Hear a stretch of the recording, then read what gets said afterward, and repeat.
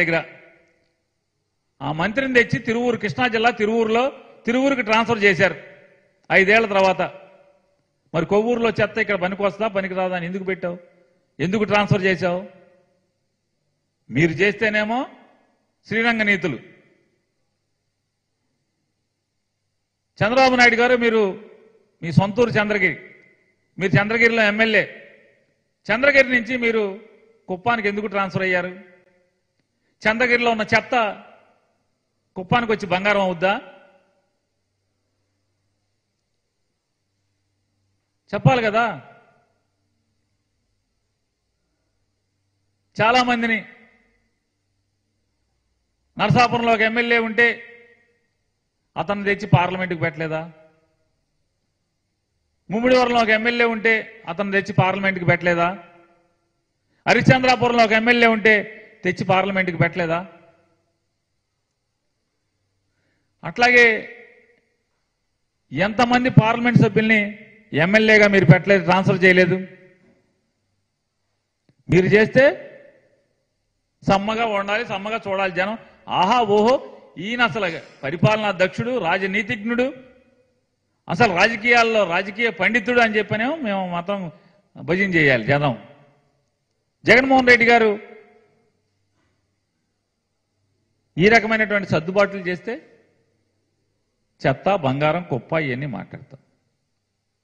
మీరు చేసిందేమో బాగా రంజుగా మీ అందరం చూడాలి, మీదకి ఎక్కించుకోవాలి. మీరు ఎక్కడ తీసుకొస్తే అక్కడికి.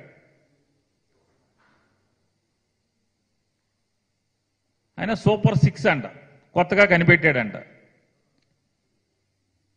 డ్వాక్రాలు నేనే కనిపెట్టా, దీపాన్ని నేనే కనిపెట్టా.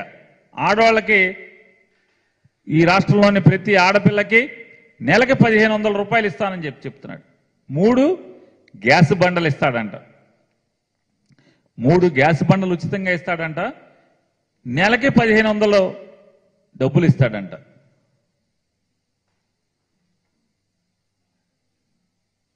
చంద్రబాబు నాయుడు గారి 2014 మేనిఫెస్టో, 2014 మేనిఫెస్టోలో పేజీ 17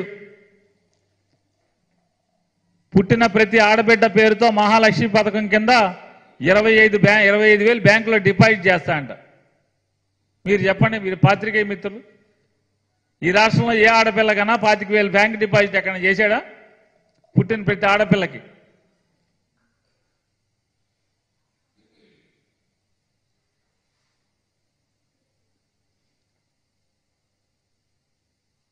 పేద మహిళలందరికీ స్మార్ట్ సెల్ ఫోన్లు ఉచితంగా ఇస్తాం.